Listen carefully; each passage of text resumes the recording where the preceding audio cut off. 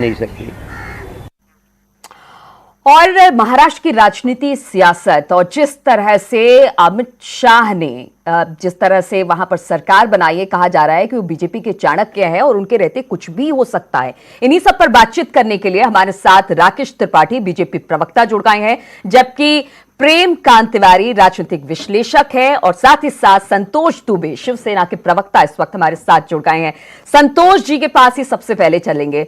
संतोष जी, क्या ऐसा कहा जा सकता है कि बहुत देर कर दी सरकार बनाते बनाते और बीजेपी के चाणक्य ने ऐसा चौका लगाया कि शिवसेना और एनसीपी चारों खाने चित्त हो गई?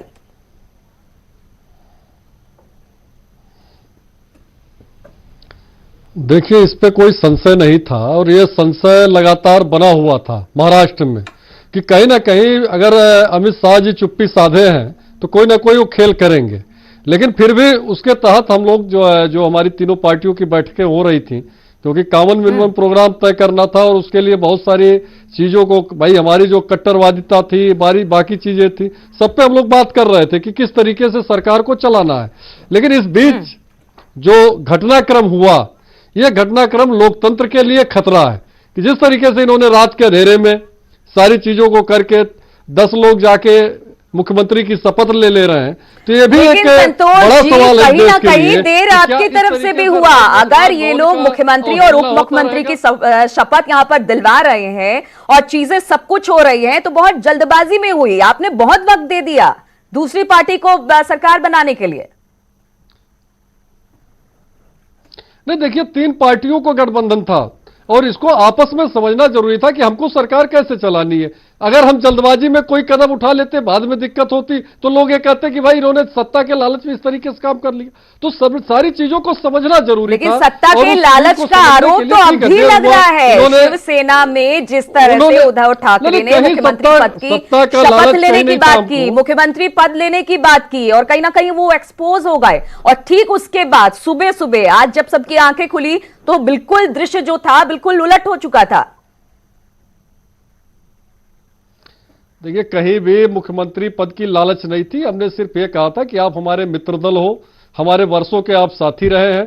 भाई, हमने अपनी मांग इनके सामने रखी थी, इनको मानना नहीं था, बैठना चाहिए था, बात होती, लेकिन ये नहीं माने। हमको मजबूरी में महाराष्ट्र की जनता के लिए, महाराष्ट्र की आवाम के लिए, वहां भुखमरी चल रही है, वहां किसानों की समस्या है, बेरोजगारी की समस्या, उसको लेकर कि महाराष्ट्र में राष्ट्रपति शासन न रहे, इसके लिए हम लोग जो है मिल रहे थे और सरकार बनाने का काम कर रहे थे। चलिए, मिल रहे थे और मिलते मिलते बहुत देर कर दी। हमारे साथ बीजेपी प्रवक्ता संतोष दुबे जी भी है। संतोष जी, जिस तरह से अमित शाह को कहा जाता है कि वो राजनीति के चाणक्य है और कभी भी कुछ भी हो सकता है, और ये बड़ी बात है राकेश जी की हो भी कुछ ऐसा ही गया। सुबह जब सबकी आंख खुली तो एक बहुत बड़ा परिवर्तन देखने को मिला। मुख्यमंत्री कोई और बन रहा था, शपथ किसी और ने ले ली। राकेश जी,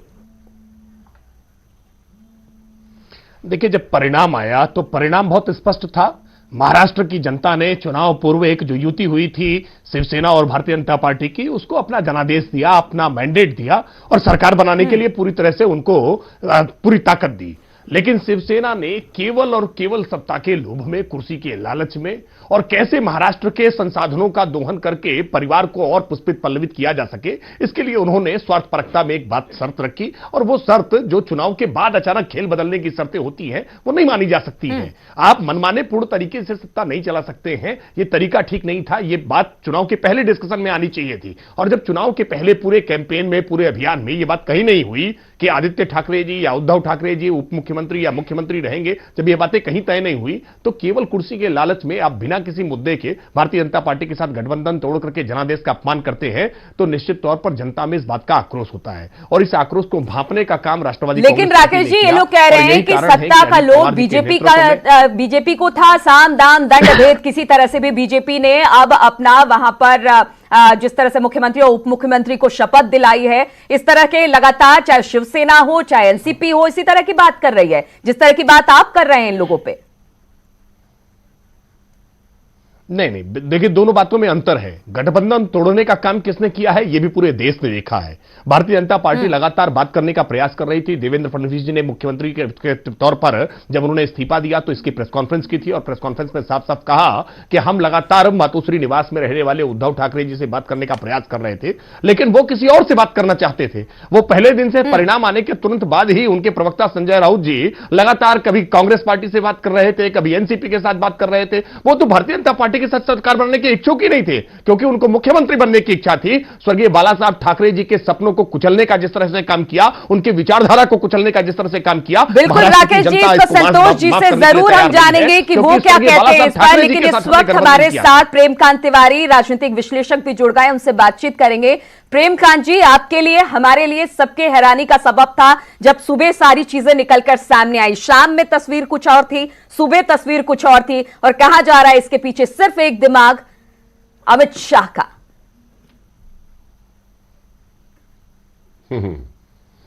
अच्छी बात है, एक बार फिर साबित हुआ है।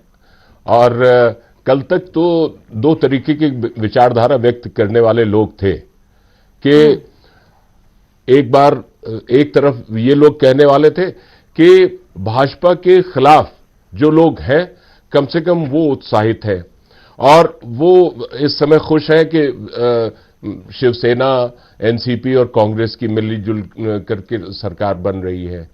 तो कम से कम एक जगह तो ऐसा शुरुआत हुई या एक जगह ऐसा कम से कम भाजपा को स्थितियों का सामना करना पड़ा। दूसरा, ऐसे लोग भी कहने वाले थे कि शिवसेना ने अपने लोभ संवरण नहीं किया और लोभ के चलते उसने वो जो एक नेचुरल एलाई वाला गठबंधन था उससे टूट करके कांग्रेस के साथ में गई। अब शिवसेना का कोई पुरसाहाल नहीं रहेगा आगे आने वाले 5 सालों में, क्योंकि वो जो शिवसेना की धार थी, देखिए तब भी भारतीय जनता पार्टी तो मॉडरेट हिंदुत्व को लेकर के चलती है, बिल्कुल शिवसेना तो एक्सट्रीम हिंदुत्व को लेकर के चलती थी और वो उसकी धार खो रही थी अपनी, और वो धार एक्सपोज हो गई। ये बात अलहदा है कि सरकार बनी है भारतीय जनता पार्टी की और बिल्कुल प्रेमकांत जी, जिस तरह से आप बात कर रहे हैं कि हार्डकोर हिंदुत्व को लेकर शिवसेना आगे बढ़ रही थी, लेकिन अब उसे करारा झटका लगा है।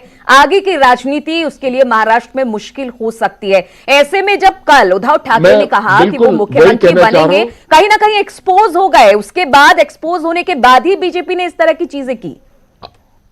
बस एक चीज और मैं कहना चाहूंगा नीलू जी कि अब तो वो वाला शेर याद आ गया कि खुदा ही मिला न विसाले सनम, इधर के रहे ना उधर के रहे।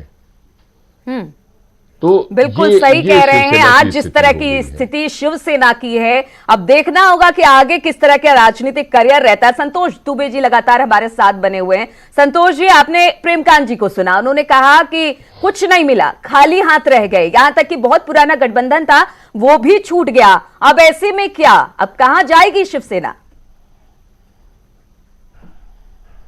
देखिए नीलू जी, ऐसा नहीं कि कुछ नहीं मिला, बहुत कुछ सीखने को मिला और बहुत कुछ देखने को मिला। जिस भारतीय जनता पार्टी के साथ हम लोग 89 से गठबंधन में थे, उससे भी हमको बहुत कुछ सीखने को मिला है, और जो अभी हमारे गठबंधन हो रहे थे उनसे भी हमको सीखने को मिल रहा है। तो सबसे बड़ी बात है कि शिवसेना, ऐसा नहीं कि शिवसेना को नहीं कुछ मिलने वाला संतोष जी, यहाँ पर राजनीतिक महत्वाकांक्षा आप मान रहे हैं कि उद्धव ठाकरे की थी, चाहे वो अपने बेटे को मुख्यमंत्री बनाना चाहते थे या खुद मुख्यमंत्री बना। अब तक शिवसेना हमेशा से महाराष्ट्र में सरकार बनाने को लेकर सपोर्ट करती रही, लेकिन फिर अचानक चीजें बदल गई। नहीं, देखिए राजनीतिक परिदृश्य बदल रहे हैं दिनों दिन। ऐसा नहीं कि हम परमानेंट अगर हम घर में बैठे रहे और मुख्यमंत्री बनाते रहे, तो ये भी एक चीज नहीं। अभी जैसे सारे लोग कहते हैं भाई मातोश्री में आप बैठ के भी सरकार चला सकते थे। अरे भाई, हम मातोश्री से निकलना चाहते हैं तो आप हमको मातोश्री में क्यों बैठाना चाहते हैं? तो सबसे बड़ी बात है कि अगर निकलने के लिए आपको दूरदर्शी होना भी जरूरी होगा, आपको आगे की चीजें भी सोचनी होंगी कि अगर ऐसा नहीं होता है तो आगे शिवसेना का क्या होगा। और जिस तरीके से हमारे मित्र लोग हमारे ऊपर आरोप लगा रहे हैं कि हमने अपनी आइडियोलॉजी खो दी, तो निश्चित ही आइडियोलॉजी खोने का काम किसने किया ये सबको पता है। पीडीपी के साथ गठबंधन किया ये पूरा देश जानता है। नीतीश जी राकेश जी लगातार कह रहे हैं कि बीजेपी ने हमारे साथ गठबंधन तोड़ा है, 89 के संबंधी है। आप कुछ कहना चाहेंगे संतोष जी की बात पर? नहीं, हमने कहीं नहीं गठबंधन तोड़ा है। हम बात स्पष्ट है। आज भी भारतीय जनता पार्टी के हम लोग सहयोगी रहे हैं, हम आज भी एनडीए में रहे हैं। इन्होंने हमको एनडीए से निकाला, बिना एनडीए की बैठक किए। अच्छा संतोष जी, हम राकेश जी की भी बात सुन लेते हैं कि हमें बीजेपी ने ही हमारा साथ छोड़ा। मिलता है एनडीए की बैठक में कौन नहीं आया है, कौन एनडीए की बैठक से एब्सेंट हुआ, ये भी देश जानता है। मैं मानता हूं कि खोखली बातों को, खोखले तर्कों, खोखले वादों को सब देख रहे हैं।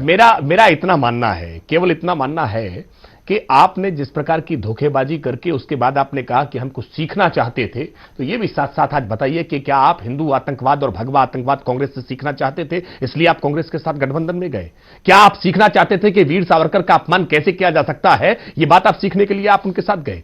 क्या आप टीपू सुल्तान का महिमा मंडन सीखने के लिए गए हैं? ये सारी बातों का जवाब आपको महाराष्ट्र की जनता को देना पड़ेगा, और ये तमाम सवाल आने वाले दिनों में शिवसेना के लिए बहुत कठिन होने वाले हैं। हमने राकेश जी कहीं ना कहीं ये भी जानना पड़ेगा, ये अमित शाह और मोदी की जोड़ी है, इनको हराना बहुत मुश्किल है, और इसके लिए सोच भी बिल्कुल उनकी तरह होगी, तभी वो उनको पार कर सकेंगे, वरना इसी तरह से शिवसेना की तरह खाली हाथ रह जाएंगे। नहीं, देखिए, जनता के मर्म को जो समझेगा, जो जनता के मर्म को समझेगा, वो जो जनता के काम को अपना धर्म समझेगा, जनता उसको सर माथे बिठाएगी। और हम पूरी बात दावे के साथ कह सकते हैं, हम पिछले चुनाव में शिवसेना के साथ अलग चुनाव लड़े थे, हमने शिवसेना से गठबंधन से अलग होकर चुनाव लड़ा था, और भारतीय जनता पार्टी को जिस तरह की सफलता मिली थी, अगर भारतीय जनता पार्टी अकेले चुनाव लड़ती तो अकेले दम पर मैंडेट ला सकती थी। लेकिन हमने इस बात का तकाजा किया कि हम एनडीए में सहयोगी हैं, हम पिछली बार ऐसी गलती कर चुके हैं, हम इसलिए मिलकर के साथ लड़ेंगे। जब चुनाव के बाद मिल ही जाना है तो हम फिर मिलकर के लड़ेंगे, और हम मिलकर के लड़े, लेकिन पीठ में छुरा भोंकने का काम शिवसेना ने किया, और आज शिवसेना उसी कारण से पीठ में छुरा भोंकने का काम शिवसेना ने किया। इज्जत प्रतिष्ठा भी धूमिल हुई है।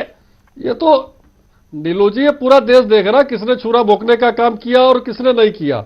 सबसे बड़ी बात यह है कि जब हम एनडीए के सहयोगी रहे और एनडीए के साथ रहे, और पूरे महाराष्ट्र में पूरा देश जानता है, जिस समय प्रमोद महाजन जी, स्वर्गीय प्रमोद महाजन जी थे, और बाला साहब ने पूरे महाराष्ट्र में इनकी एंट्री कराई।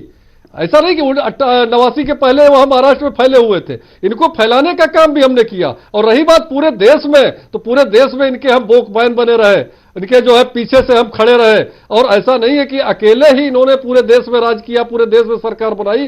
जो राष्ट्रवादी समर्थक थे, जो हिंदुत्व के समर्थक थे, जो कट्टर हिंदुत्व थे, जो हमसे जुड़े हुए लोग थे, वो निश्चित इनके साथ खड़े रहे, और उनको हमने वोटिंग में बदलने का काम किया। प्रेमकांत जी जिस तरह से हम दोनों की बात सुन रहे हैं, और प्रेमकांत जी, लेकिन नुकसान शिवसेना का साफ तौर पर देखने को मिल रहा है, और अब उसे समझ जाना चाहिए कि कितनी बड़ी गलती की शिवसेना ने, खाली हाथ रह गई। वो बात तो बिल्कुल अपनी जगह, लेकिन मैं एक बात ये कहूंगा कि आरोप प्रत्यारोप तो दोनों ही लोग एक दूसरे के ऊपर गंभीर लगा रहे हैं, लेकिन सबसे बढ़िया जो बात हमको लग रही सकारात्मक पहलू, वो दोनों में पेशेंस भी बहुत जबरदस्त है, राकेश त्रिपाठी में भी और संतोष दुबे में भी।